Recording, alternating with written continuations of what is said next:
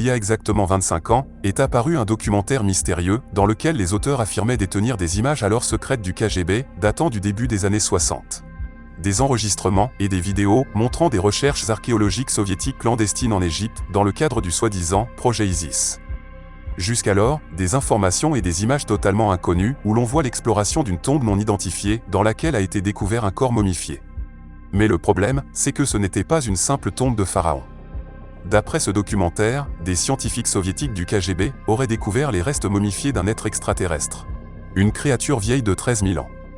La vidéo avait fait sensation et alimenté de nombreuses théories du complot, d'autant que ce n'était même pas le seul projet de l'Union soviétique en Égypte à l'époque, quand les deux pays étaient encore de grands alliés. Mais une question se pose. Que cherchaient donc les Russes en Égypte dans les années 60 et 70 ? Eh bien, l'histoire prend ici une tournure vraiment intéressante, et 25 ans après la sortie de ce documentaire, une toute dernière nouvelle, venue de l'archéologie, a fait surface. Une information particulièrement intrigante et explosive, qui prouve sans l'ombre d'un doute que toute découverte archéologique et historique en Égypte, qui ne correspond pas au récit officiel, est immédiatement dissimulée et étouffée. Bienvenue sur La Vérité est ailleurs.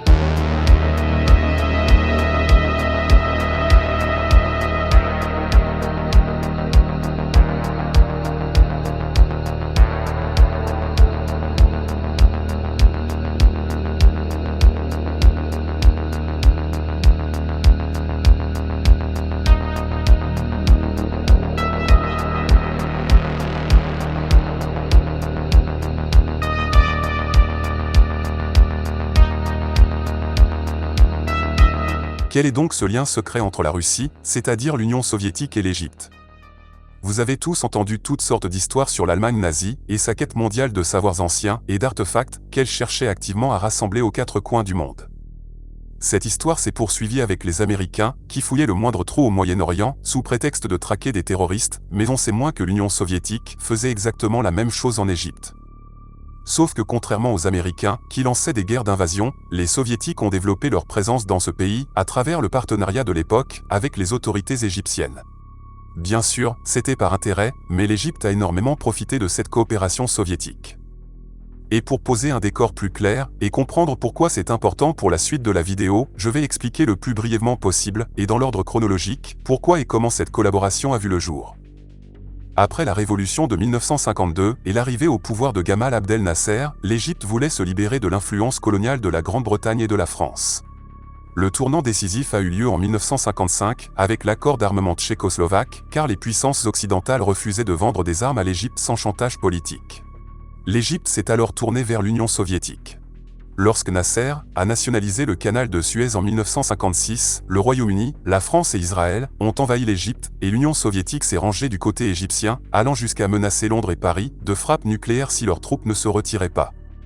Même si, en réalité, la pression des États-Unis a été décisive pour mettre fin à l'agression, aux yeux du monde arabe, l'Union soviétique est apparue comme le principal protecteur de l'Égypte et des pilotes soviétiques ont même participé aux opérations de défense dans des affrontements aériens directs.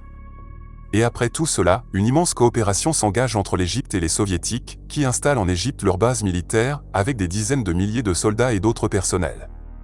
Les Russes investissent en Égypte des sommes colossales, et vendent aussi à l'Égypte d'énormes quantités de matériel militaire. Cette coopération était de nature politique, économique, mais aussi militaire. Les Soviétiques leur ont même construit le barrage d'Assouan, sur le Nil, dans le sud de l'Égypte, lorsque l'Occident ne voulait pas financer ce projet. Et cette coopération a duré intensément une quinzaine d'années. Puis, Nasser quitte le pouvoir, d'autres arrivent, changent la politique vis-à-vis des Soviétiques, et peu à peu les relations se refroidissent. Tout ce que vous avez entendu jusqu'ici, c'est une histoire tout à fait classique dans cette région, rien de secret. Mais ce qui était secret, du moins jusqu'à l'effondrement de l'Union soviétique, c'est ce que les Russes faisaient exactement en Égypte. Aujourd'hui, nous savons avec certitude que les Russes envoyaient activement leurs équipes scientifiques et archéologiques dans tout le pays. L'explication officielle est la suivante. Il s'agissait d'une coopération scientifique tout à fait classique entre deux États, où les Russes aidaient aux recherches et aux fouilles, grâce à une technologie que les Égyptiens n'avaient pas. Et c'est même vrai. Mais après l'effondrement de l'Union soviétique, d'autres récits nous sont parvenus, un peu différents. Selon eux, en Égypte, les Russes cherchaient autre chose. Des artefacts anciens, et pas forcément uniquement ceux des anciens Égyptiens. Quand on parle de technologies anciennes, on pense à l'Atlantide, aux extraterrestres, vous voyez, toutes ces choses qui officiellement n'existent pas. Et on a plusieurs exemples de ce genre d'activité soviétique, disons, suspecte. L'une de ces opérations les plus mystérieuses et les plus jalousement gardées en Égypte, c'était l'opération Kafkaz, de 1970 à 1972.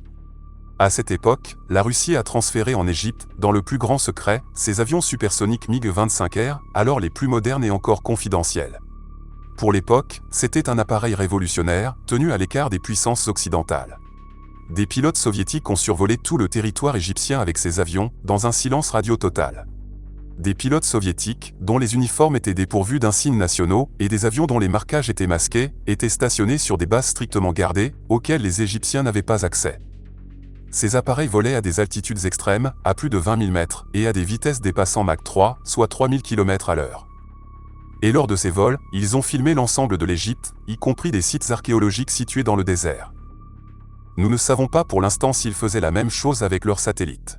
Très probablement oui, mais ce que nous savons avec certitude, c'est qu'ils ont cartographié toute l'Égypte à l'aide de ce type d'avion. Et il y a même un détail intéressant avec Israël. Les radars israéliens détectaient ces objets qui volaient si vite qu'au début, ils ont cru qu'il s'agissait d'un phénomène inconnu ou d'une arme très avancée. Il s'agissait de survols ultra secrets, au-dessus des déserts et des pyramides. Oui, ils ont volé exactement au-dessus des pyramides de Gizeh. Cela a alimenté des rumeurs locales, selon lesquelles les Russes cherchaient quelque chose de caché dans le sable. Une cartographie militaire classique du terrain pour les besoins de l'armée, à des fins militaires? Bien sûr que oui. Mais est-ce qu'en plus de ça, ils cherchaient aussi autre chose? C'est tout à fait possible, car ce n'est pas la seule chose intrigante. Aujourd'hui, on sait de manière fiable que le KGB a tenté, disons-le ainsi, de s'approprier, c'est-à-dire de racheter, voire de voler, des textes de la bibliothèque de Nag Hammadi. Cette bibliothèque antique est un ensemble de très anciens codex en papyrus, contenant plus de 50 textes gnostiques. Ils ont été découverts par des paysans qui creusaient la terre, en Haute-Égypte, en 1945. Et ces manuscrits coptes du IVe siècle ont mis en lumière des philosophies chrétiennes primitives et des mouvements chrétiens des débuts qui étaient activement dissimulés, mais aussi détruits, par les institutions religieuses de l'époque suivante. Donc le Vatican de l'époque, mais aussi la haute hiérarchie orthodoxe. Et pourquoi essayait-il de cacher ce genre de choses? Tout simplement parce que ces textes racontaient une histoire très différente de celle qui a finalement été intégrée à la Bible. C'est un sujet vraiment fascinant, et ça touche directement à tous les thèmes de ce type de vidéo que je fais sur la chaîne. Les versions interdites et alternatives de notre histoire et de la création du monde. Et pour devancer tous ceux qui auraient envie d'écrire en commentaire, fais une vidéo sur ce genre de sujet, oui, j'en ferai une un jour, c'est certain. Dans les années 50 et 60, des agents et des scientifiques soviétiques s'intéressaient vraiment de très près à ces textes fascinants. Et il existe même des archives historiques racontant comment des intermédiaires soviétiques ont tenté, sur le marché noir du Caire, de racheter des fragments de ces codex inestimables avant qu'ils ne soient récupérés par des musées occidentaux. Au sein des milieux du renseignement, on soupçonnait que l'Union soviétique recherchait des savoirs antiques précis, alchimiques ou astronomiques, qu'elle pourrait exploiter à des fins scientifiques ou de propagande. Les soviétiques étaient connus pour rejeter officiellement la religion et le mysticisme, mais à huis clos, ils dépensaient littéralement des millions de dollars pour étudier la parapsychologie, la télépathie et la psychokinèse. Vous savez, toutes ces choses que faisait la CIA, eh bien les soviétiques faisaient la même chose, évidemment, mais en secret. Des documents déclassifiés, de la fin de la période soviétique, ont révélé que les académies soviétiques avaient, tenez-vous bien, des départements, dits, de bioinformation, et que des scientifiques de ces unités spéciales étaient envoyés en Égypte dans le cadre de délégations officielles d'archéologie et de géologie. Et pendant que les archéologues classiques fouillaient, vous savez, l'archéologie traditionnelle, eux faisaient aussi ce genre de choses bien sûr. Ces scientifiques spécialisés menaient des recherches préliminaires sur l'influence des champs géomagnétiques, mais aussi de certaines formes architecturales, comme les pyramides, et sur leur effet sur la psyché humaine et les ondes cérébrales. L'armée était fascinée par l'idée que les structures anciennes avaient peut-être été construites comme une sorte d'amplificateur d'énergie.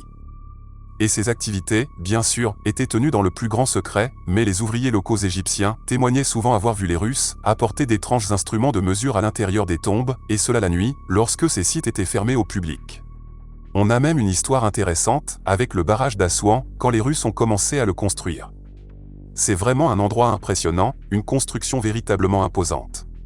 Et pendant la construction de ce barrage, qui a duré 10 ans, de 1960 à 1970, des milliers de géologues, scientifiques, ingénieurs soviétiques, ou encore du personnel militaire, ont afflué dans le sud de l'Égypte. et il a été consigné que des équipes soviétiques effectuaient des forages géologiques profonds, mais aussi des opérations de dynamitage, sur des sites qui n'étaient même pas proches du cours du Nil et n'avaient absolument aucun lien avec le projet de construction du barrage. L'explication officielle parlait d'une sorte de recherche de minerais et d'eau souterraine, mais le fait est que ces travaux étaient menés sous garde militaire. Tout cela a alimenté des récits qui circulent encore aujourd'hui parmi les ufologues égyptiens. Les Russes auraient en réalité utilisé des sonars avancés pour localiser des salles souterraines, mais aussi des tunnels sous le désert lui-même. Autant d'indices laissant penser que les Soviétiques menaient des opérations secrètes en Égypte. Ils ont eu une quinzaine d'années pour travailler relativement sans entrave, en collaboration avec les autorités égyptiennes. Mais la plus grande découverte présumée, celle qui a éclipsé toutes les autres, aurait été la mise au jour d'une soi-disant tombe sur le plateau de Gizeh, ni plus ni moins que celle d'Osiris lui-même. Au début des années 60, le KGB aurait dirigé une expédition en Égypte, à Gizeh, tout près des pyramides, où ils auraient découvert les restes de ce qu'ils ont appelé d'anciens extraterrestres. Les services de renseignement soviétiques ont lancé une expédition dans le cadre d'un projet appelé Isis, un nom emprunté à la déesse égyptienne Isis, qui dans la mythologie égyptienne est la déesse de la fertilité, de l'amour, de la magie et de la médecine. Elle apparaît dans de nombreux récits égyptiens comme une puissante magicienne, et les soviétiques auraient découvert une prétendue tombe du visiteur, c'est-à-dire celle de l'un des anciens dieux de l'Égypte antique, le dieu Osiris. Et en 2001, la chaîne de télévision américaine Sci-Fi a raconté cette histoire mystérieuse dans son documentaire intitulé « Les dossiers secrets des enlèvements du KGB ». Et lorsque cette expédition aurait été organisée en 1961, il y avait en Égypte environ 20 000 soldats de l'armée soviétique. Dans l'une des pyramides, il s'agirait, paraît-il, de la pyramide de Khéops, les soviétiques auraient découvert une tombe remplie d'artefacts. Les trouvailles comprenaient 15 caisses contenant divers objets mystérieux, un corps partiellement momifié, un sarcophage en pierre et 8 échantillons de hiéroglyphes. D'après un rapport qu'aurait rédigé l'un des scientifiques russes, ils auraient aussi ressenti une étrange force répulsive émanant directement des murs, au moment même où ils inspectaient la zone. En plus de tout cela, il aurait aussi existé un rapport, rédigé par l'un des cryptographes ayant déchiffré ces inscriptions hiéroglyphiques, gravées directement sur les murs. Ces textes parlaient d'une prophétie, celle du retour d'une divinité ailée.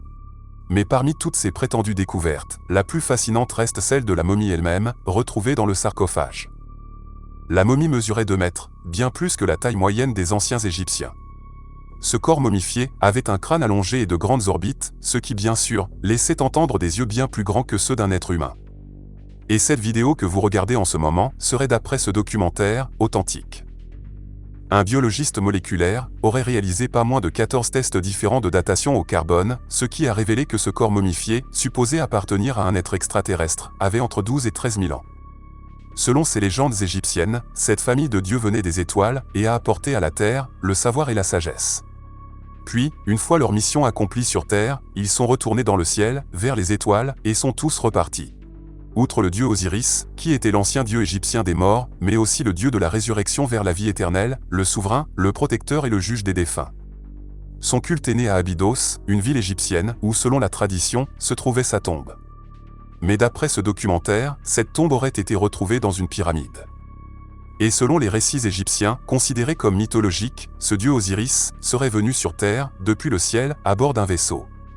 C'est précisément suite à ce genre d'affirmation qu'on a des théories incroyables avec des histoires d'extraterrestres dans l'Antiquité. Le documentaire montre des images qui viendraient d'archives soviétiques, obtenues après la chute de l'URSS, mais on n'en a aucune preuve, l'authenticité des images n'ayant jamais pu être vérifiée avec certitude. Quoi qu'il en soit, que les images soient authentiques ou non, tout ce documentaire s'appuie réellement sur de vrais mystères et des activités suspectes en Égypte. Qu'est-ce que tout cela veut dire alors ? Qu'on jette toutes ces théories à la poubelle, qu'il n'y a aucun mystère, et que si les Russes ont vraiment trouvé quelque chose, on ne le saura jamais ? Eh bien, pas forcément. Depuis de nombreuses années déjà, certains d'entre vous me demandent régulièrement, dans les commentaires et en message, de faire une vidéo précisément sur ce sujet, sur ce prétendu projet appelé Isis. Dans le documentaire, on nous parle d'un certain Viktor Ivanovitch. Mais quand on fait une recherche sur cet auteur mystérieux, dont on nous dit qu'il a écrit le livre « Projet Isis », la découverte par le KGB de la tombe du visiteur, il demeure introuvable. Peut-être s'agit-il d'un pseudonyme, le véritable auteur voulant rester anonyme. Mais le problème, c'est que le livre aussi semble introuvable, on n'en retrouve de traces nulle part. Comme s'il n'avait jamais existé. Cela ne laisse que 3 possibilités. Soit tout est vrai, mais par la suite on a fait en sorte qu'on ne puisse rien vérifier, en effaçant toutes les traces, rendant impossible la confirmation de cette incroyable histoire. Est-ce possible? Ça peut paraître étonnant, mais dans ce genre d'affaires, tout est possible. Soit il s'agit d'une opération de désinformation, pour décrédibiliser de vraies images venant du KGB, qui auraient fuité après la chute de l'Union soviétique. C'est-à-dire de vraies images, utilisées dans un documentaire, mais avec des acteurs, ayant le rôle des scientifiques supposés. Soit il s'agit d'une œuvre de fiction, tout aurait été inventé pour le divertissement. Mais personnellement, j'ai beaucoup de mal à croire à cette dernière version. La création de fausses images venant du KGB, aussi réalistes, aurait nécessité beaucoup de temps et de moyens techniques, et énormément d'argent. Donc tout cela est vraiment très étrange. Alors, ces images sont-elles authentiques? La réponse la plus honnête est de dire, on ne le sait pas avec certitude. Comme je l'ai déjà dit, il n'existe actuellement aucune preuve solide qu'il s'agisse d'archives authentiques du KGB, mais il n'existe pas non plus d'analyse technique publique et définitive, démontrant que la pellicule aurait été tournée à la fin des années 90 ou début 2000. Mais pour un historien ou un journaliste d'investigation, ces images ne seraient certainement pas considérées comme authentifiées. Donc un doute légitime persiste. Mais, car il y a toujours un mais, récemment, une découverte retentissante a eu lieu grâce à Jimmy Corsetti, qui a découvert que Zayawas, qui est probablement l'égyptologue vivant le plus connu au monde, avait fait une fausse déclaration et était donc un menteur. Ce n'est pas la première fois que cela arrive, mais cette fois, c'est très sérieux. Pour tous ceux qui ne savent pas qui est Jimmy Corsetti, il a une chaîne YouTube où il a consacré tout son travail à l'étude de ce genre de mystères archéologiques anciens. Si ce genre de sujet et les mystères archéologiques vous intéressent, c'est l'une des meilleures chaînes que vous puissiez suivre sur Internet. Personnellement, je préfère légèrement cette autre chaîne qui s'appelle Uncharted X.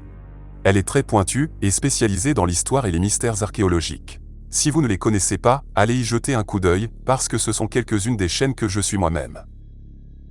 Et donc, qu'est-ce que Jimmy Corsetti a déterré cette fois-ci?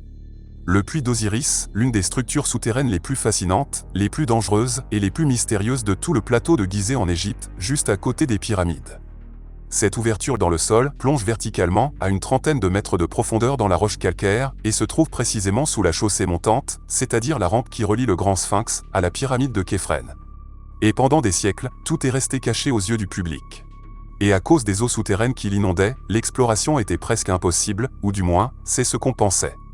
Déjà, au 5e siècle avant Jésus-Christ, le célèbre historien grec Hérodote, qui a visité l'Égypte, avait consigné les récits des guides locaux, selon lesquels, bien en dessous du plateau de Gizeh, se trouveraient des tombes secrètes entourées d'eau, ainsi qu'une tombe où repose le roi.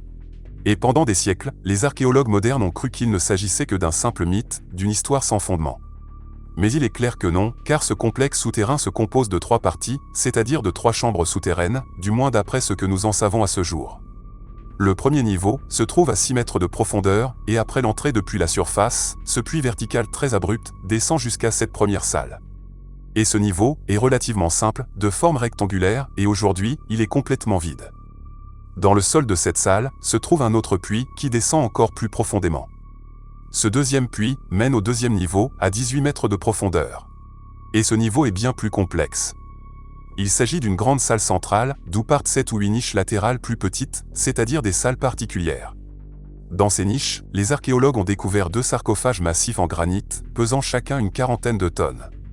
L'un d'eux a été retrouvé dans une position très inhabituelle, c'est-à-dire en recouvrant partiellement le passage oriental, qui mène normalement en direction du Sphinx, ce qui bien sûr a alimenté les théories selon lesquelles, sous le plateau lui-même, il existerait encore d'autres tunnels reliés entre eux, et non explorés.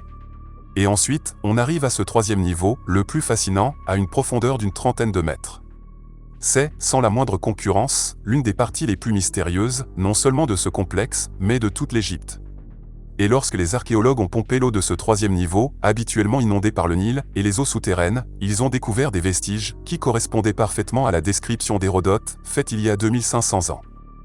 Et cette salle en pierre avait été conçue comme une île, de forme rectangulaire, entièrement entourée d'un canal taillé dans la roche et rempli d'eau comme une sorte de lac artificiel.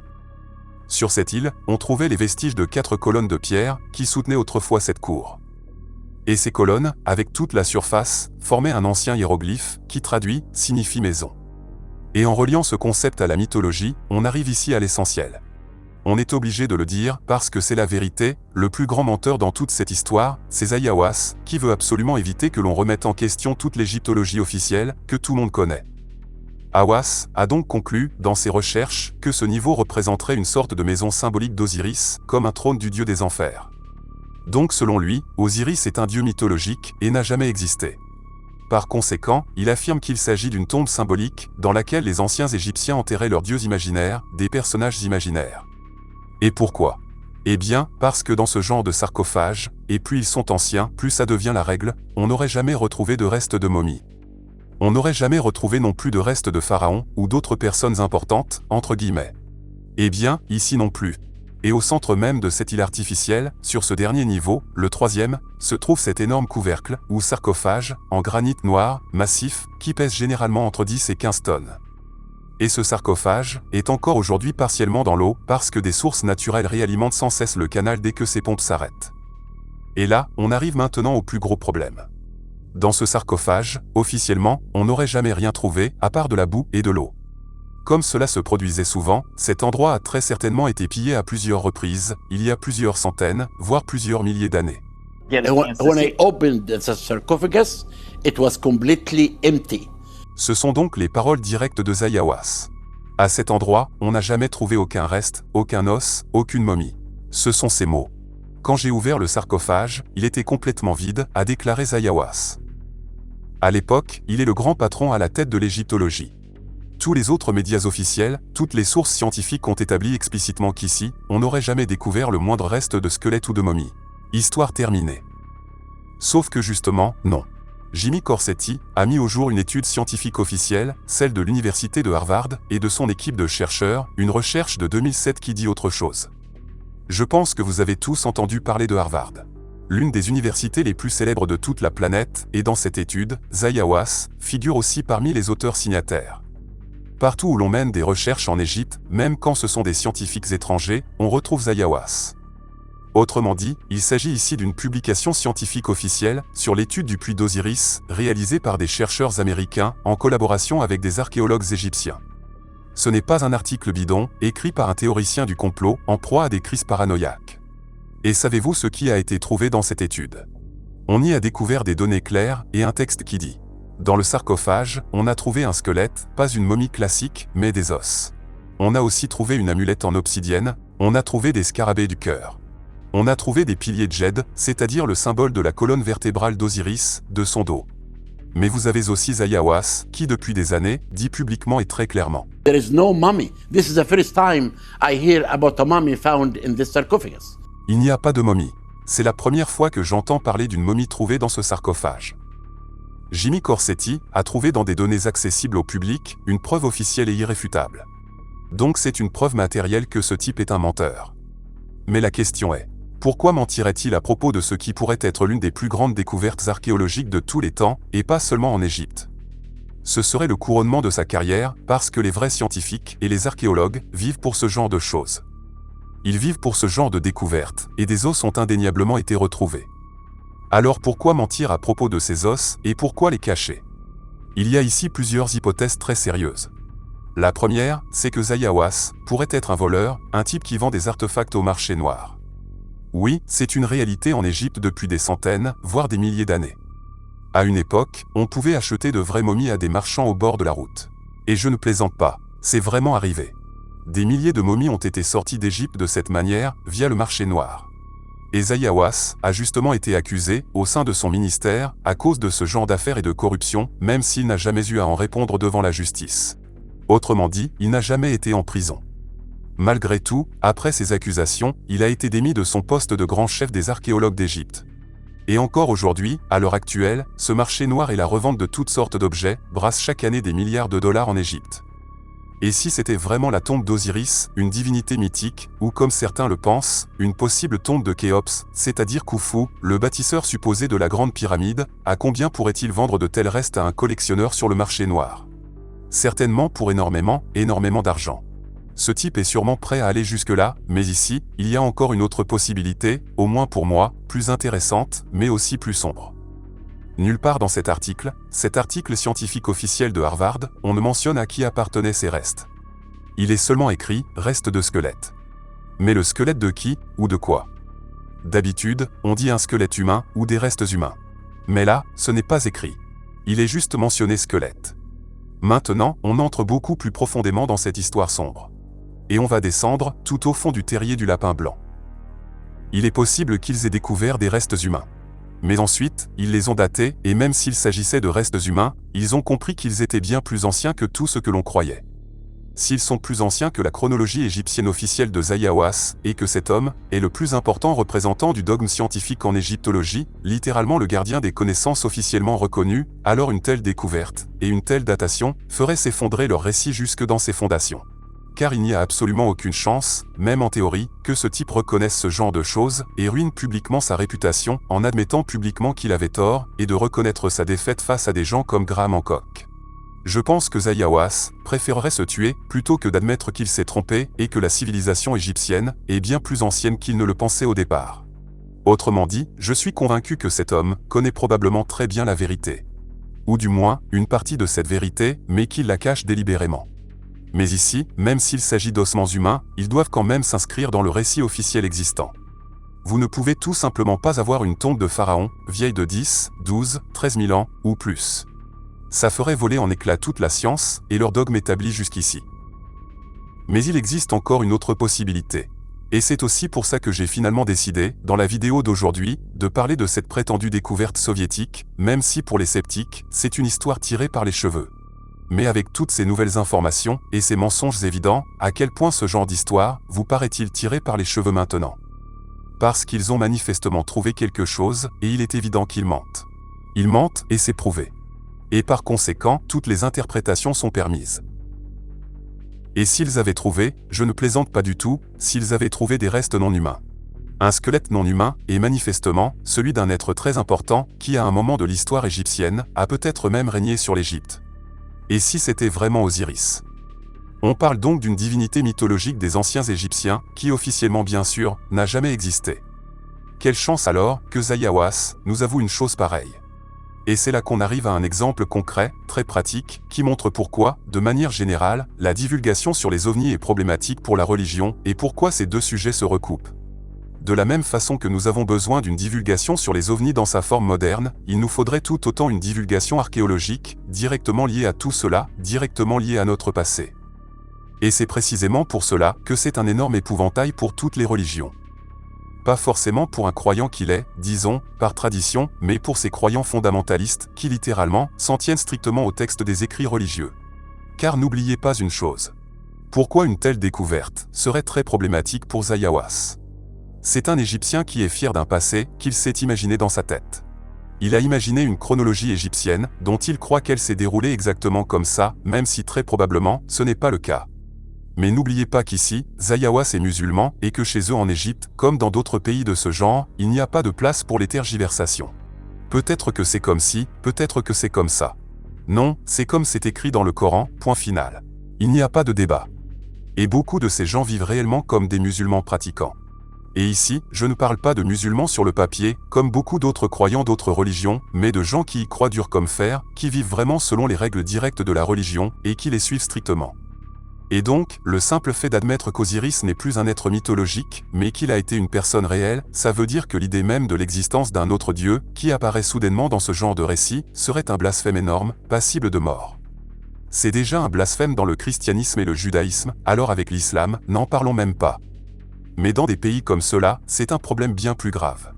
Non seulement c'est inconcevable pour eux, mais c'est extrêmement dangereux. Alors après tout ça, comment s'attendre à ce que Zayawas nous dise la vérité? Dans le scénario le plus indulgent, c'est juste un voleur qui vend des momies et des os pour des sommes énormes au marché noir, donc au minimum, un profiteur qui se serait enrichi.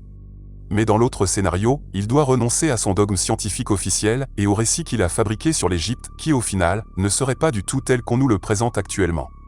Ou pire encore, il devrait aussi remettre en question sa religion, tout comme de très nombreux autres croyants, s'il s'avérait que dans le passé, il existait d'autres êtres que les humains, qui étaient vénérés comme des dieux.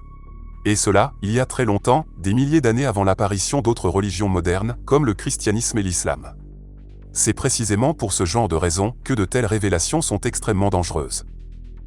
Ce sont vraiment des choses très dangereuses. Alors faites très attention à ce que vous souhaitez, si vous n'êtes pas prêt, parce que ce genre de révélation frappe aux fondations même de toutes les religions, à tout ce qui vous a construit en tant qu'être humain, au sein de votre culture, avec toutes vos croyances. Et il est évident que ce n'est pas juste une histoire inventée, car cet homme a été pris en flagrant délit de mensonge.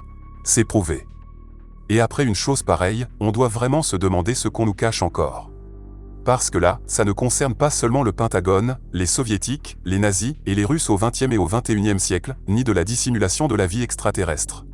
Cela remonte bien plus loin dans le passé, un passé qui, de toute évidence, est vraiment caché au grand public. Il cache activement et obstinément notre véritable passé. Et franchement, je ne vois vraiment pas ce qui pourrait être pire que ça. On dirait que tout ce que nous croyons savoir n'est en réalité qu'un immense mensonge, une manipulation. C'est triste, mais il est évident que nous vivons dans un monde où cette information, et c'est vraiment une information explosive avec une preuve irréfutable, ne sera certainement pas annoncée dans nos médias mainstream. Personne, à part vous, que ce genre de sujet intéresse, n'entendra jamais parler de ces choses et de ces mensonges. Et Zayawas continuera à mentir tant qu'il sera en vie, sans la moindre conséquence. Et c'est vraiment dommage, c'est un immense gâchis. Je comprends pourquoi on chercherait à étouffer ce genre d'affaires, je viens justement de l'expliquer. Ce sont des sujets très sensibles, mais malgré tout, c'est vraiment une énorme perte pour l'humanité. Mais vu la tournure que prennent les choses, avec tout ce qui se passe actuellement, il y aura ici encore énormément de nouvelles révélations. Et ils ne pourront pas toutes les cacher, certaines étant tout simplement trop énormes pour être dissimulées. En attendant de nouvelles découvertes, vous êtes sur La Vérité est ailleurs, un endroit où la vérité semble parfois plus étrange que la fiction. À bientôt.